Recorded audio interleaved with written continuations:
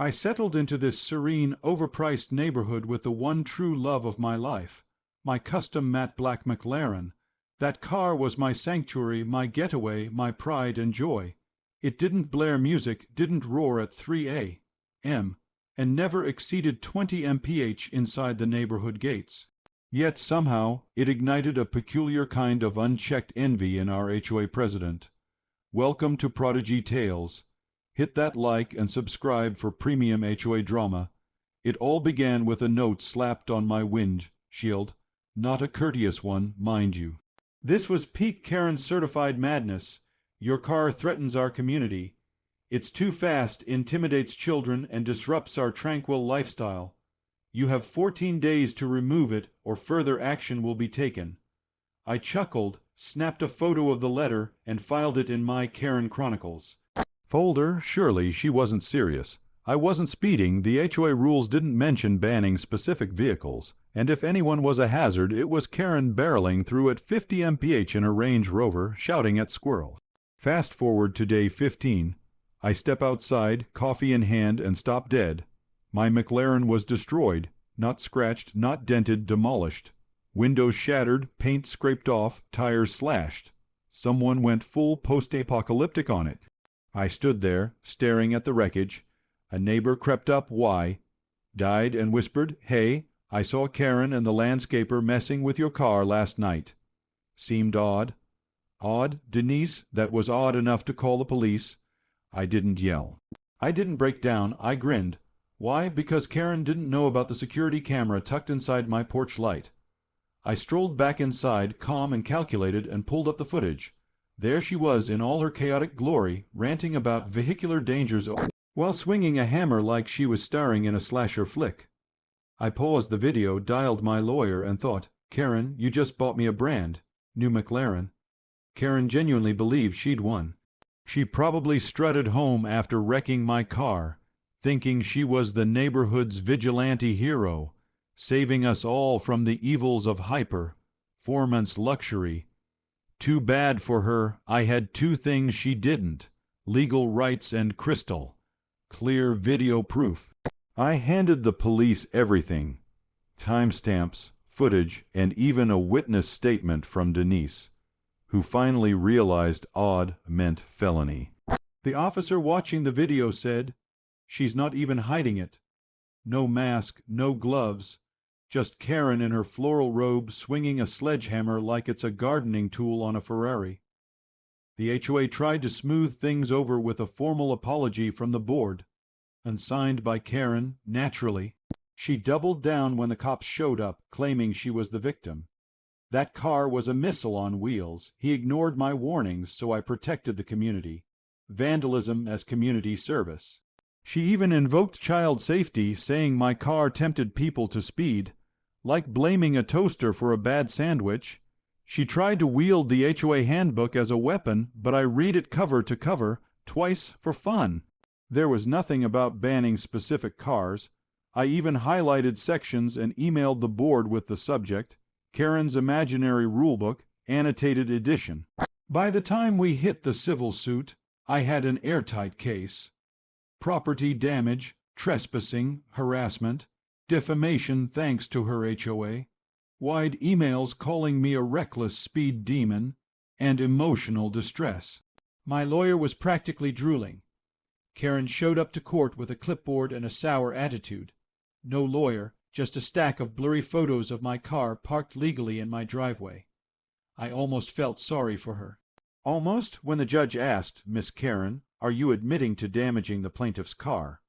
She replied, "I did what the HOA should have done ages ago." The silence that followed, pure victory, one more hearing, and the ruling was set to be final. Karen had no clue she was about to fund the most expensive tantrum in HOA history. She marched into court with the same bravado she had when she smashed my McLaren, as if she expected a medal for neighborhood safety. I sat there, cool as ice, sipping court. Provided water like it was $1.400 bottle of champagne I'd soon bill her for. My lawyer kicked things off with a slideshow. First slide, a high-res shot of Karen mid wing with her hammer, looking like a crazed home renovation show host. The judge raised an eyebrow, the gallery buzzed. Karen coughed, as if that could erase reality.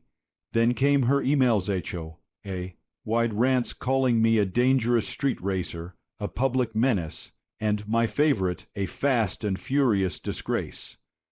My lawyer printed them on glossy paper for extra flair. Karen objected, shouting, "That's out of context." The judge peered over his glasses and said, "Ma'am, it's your email." When it was her turn, she doubled down. That car was a danger to every kid in a 5-block radius. I had no choice. Horsepower like that doesn't belong near families. The judge asked, "So you destroyed it?" She replied, dead serious, "I neutralized it."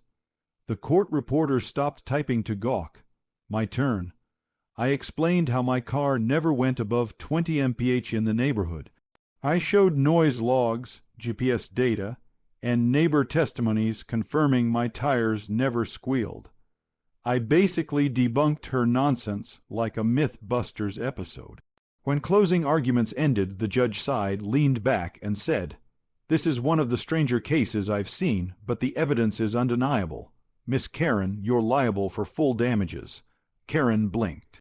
"Wait, what?" he continued. "You'll pay for the vehicle's full replacement cost, including upgrades, plus court fees and a harassment fine." Her jaw hit the floor. I smiled. 2 weeks later, my new McLaren arrived. Same model, same matte black, but now with custom red calipers and "Thanks, Karen" embroidered on the leather headrests. Subtle, no. Satisfying, absolutely. Karen, meanwhile, was in financial ruin. Replacing my car cost her nearly $300,000, including damages, legal fees, and the harassment fine. Word is, she sold her precious Range Rover and took out a second mortgage. Her husband quit the HOA board, her landscaper ghosted her, and her poodle developed stress-induced baldness. Karma was working overtime. I cruised through the neighborhood at exactly 10 mph, blasting the Curb Your Enthusiasm theme. Karen stood on her lawn, watering her roses, staring blankly as I rolled by like the final boss in a game she epically lost. At the next HOA meeting, she claimed she acted in good faith, and that the courts were biased against safety advocates. No one bought it. Denise even brought popcorn. The HOA voted unanimously to oust Karen as president. One board member suggested banning her for disrupting the neighborhood's peace. I upgraded my security system, and Karen hasn't come within 10 feet of my property since. She avoids eye contact like I'm Medusa in a luxury chariot. I framed her original HOA complaint letter and hung it in my garage, right next to a still of her wielding that hammer. Sometimes I sit in my McLaren, admiring its craftsmanship and the court receipt. I didn't just win a new car. I showed the neighborhood that being HOA president doesn't make you judge, jury, and executioner. Try to destroy someone's property over your made-up rules, and you might lose everything over a grudge against a gearshift.